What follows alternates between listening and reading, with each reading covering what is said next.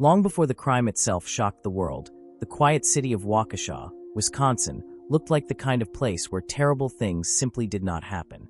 Families walked their dogs through peaceful neighborhoods, children rode bicycles down suburban streets, and parents believed their daughters were safe attending sleepovers with trusted friends. The forests surrounding the town felt more magical than dangerous, especially during spring when the cold finally began releasing its grip on the trees. Nothing about the community suggested it would soon become forever connected to one of the most disturbing true crime cases involving children in modern American history. At the center of the story were three 12-year-old girls whose lives would become permanently linked by fear, obsession, violence, and survival. One girl was quiet, emotionally distant, and often lost inside strange fantasies that seemed far more important to her than ordinary childhood activities. Another was shy, socially awkward, and deeply attached to her closest friend in a way that slowly became unhealthy and dangerous. The third girl was cheerful, trusting, and completely unaware that the friendship surrounding her was quietly turning into something horrifying beneath the surface. The story truly began years earlier when internet horror culture started spreading rapidly across forums, social media websites, YouTube videos, and creepy storytelling communities online. People created fictional monsters, paranormal legends, haunted rituals, and disturbing stories designed to terrify readers during late-night browsing sessions. Most viewers treated the stories like digital campfire tales meant only for entertainment, but children often experienced them differently because they lacked the emotional boundaries adults use to separate fantasy from reality. Among the countless terrifying figures online, one creature rose above all others and became one of the most recognizable horror legends of the internet era. The creature was known as Slender Man, a tall, faceless figure wearing a black suit who supposedly stalked forests and manipulated vulnerable minds. Stories described him as an ancient supernatural being capable of teleportation, mind control, psychological torment, and child abduction. Grainy images and edited photographs spread online showing the faceless figure lurking behind playgrounds, standing among trees, or silently watching children from the distance. Because the character was presented through fake documentaries, fictional eyewitness accounts, edited photos, and disturbing stories, many younger viewers slowly began wondering whether some part of the legend might actually be real. Eventually, however, the conversations became far more serious and psychologically disturbing. One girl began insisting that the faceless creature was real and that it could observe people from forests surrounding their homes. She claimed the entity possessed supernatural powers and could harm anyone who disrespected or ignored it. Instead of dismissing these claims as childish fantasy, her friends slowly started accepting the terrifying worldview being described to her. The deeper the obsession grew, the more isolated the girls became from ordinary childhood thinking. Their conversations stopped sounding like harmless imagination and instead resembled secret planning sessions built around fear and devotion to an invisible being. They convinced themselves that the creature demanded proof of loyalty from anyone who wished to avoid punishment. According to later investigations, they began believing a sacrifice might be necessary to gain the entity's approval and protection. At some point, the horrifying idea emerged that murder itself could serve as that sacrifice. The target eventually became their trusting friend, the cheerful girl who believed the sleepovers and shared conversations around her were completely innocent. While she laughed with them, played games, and talked about ordinary middle school life, the other two girls secretly discussed ending her life. The contrast between innocence and hidden violence later became one of the most disturbing aspects of the entire case. On May 30th, 2014, the girls gathered for what appeared to be a completely ordinary birthday sleepover celebration. They ate snacks, laughed together, watched videos, and spent time talking late into the night like countless other middle school friends across America. The future victim trusted the other two girls entirely and felt safe inside the home where the sleepover was taking place. She had absolutely no idea that she was spending the night beside people who had repeatedly discussed murdering her. The next morning, the girls suggested visiting a nearby park and forest area to continue playing together outdoors. The victim agreed happily because she still viewed the others as trusted friends with whom she felt completely safe. As they walked toward the woods beneath gray Wisconsin skies, the atmosphere slowly changed from childish excitement into nervous silence and emotional tension. One girl remained innocent and unsuspecting while the other two struggled internally with fear, obsession, and determination.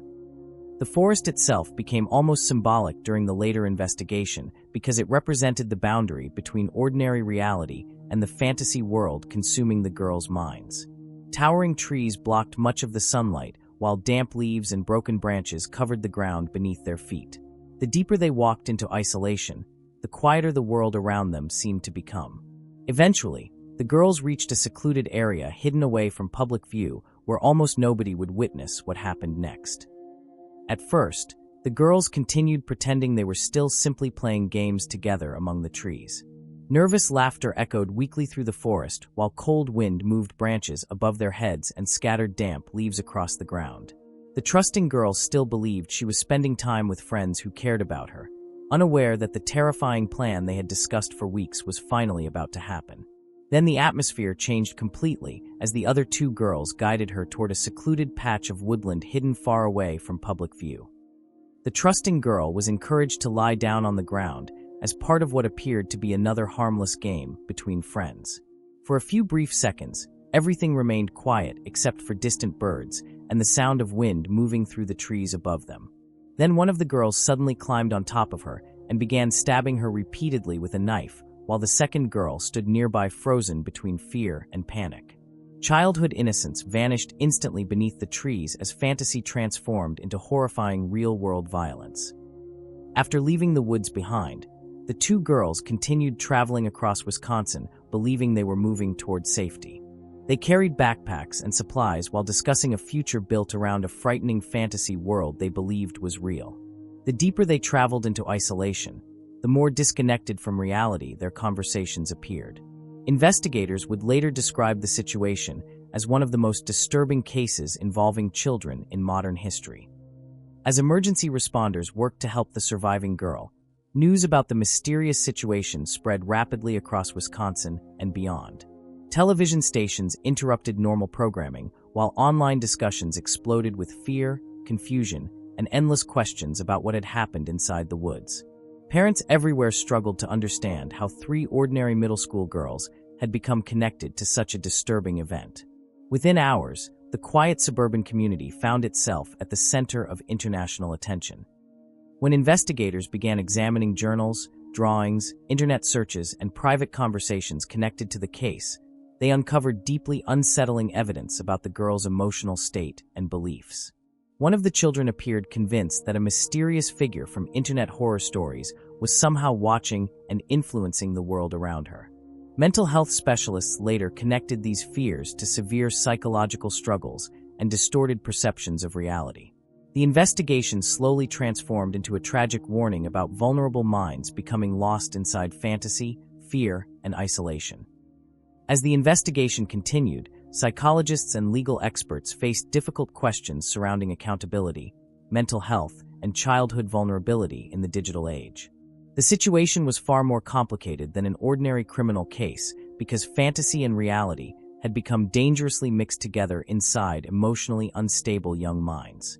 Public conversations quickly expanded beyond the Wisconsin community and into broader debates about internet culture, emotional isolation, and mental health awareness among children.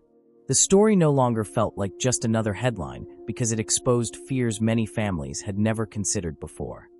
Meanwhile, the surviving girl slowly began rebuilding her life while struggling to process the emotional trauma surrounding the terrifying experience. She faced fear, confusion, sadness, and the painful realization that people she trusted had hidden frightening secrets behind ordinary friendship. Despite the overwhelming emotional weight connected to the situation, she continued moving forward with remarkable resilience and determination. Her recovery eventually became one of the most emotional and inspiring parts of the entire story. Years later, the Waukesha Slender Man case still remains one of the most unsettling stories connected to internet culture and childhood vulnerability. The case revealed how fantasy, emotional instability, fear, and online mythology could combine in deeply disturbing ways inside vulnerable young minds. What began as fictional horror shared online eventually transformed into lifelong emotional consequences for everyone involved. Even today, the forests surrounding Waukesha continue reminding many people of the terrifying moment when imagination and reality collided beneath the trees. Thank you for listening to this disturbing and unforgettable story from the Illustrated Detective. Cases like this remind us how fear, isolation, and dangerous fantasies can quietly grow beneath the surface of ordinary life in ways nobody expects. If you enjoy deep true crime storytelling, psychological mysteries, and dark illustrated cases brought to life through comic book-style narration, make sure you subscribe to this channel and turn on notifications so you never miss future stories. You can also follow the Illustrated Detective on TikTok and Facebook, where we share exclusive clips, short mysteries, behind-the-scenes content, and additional true crime stories designed specially for each platform.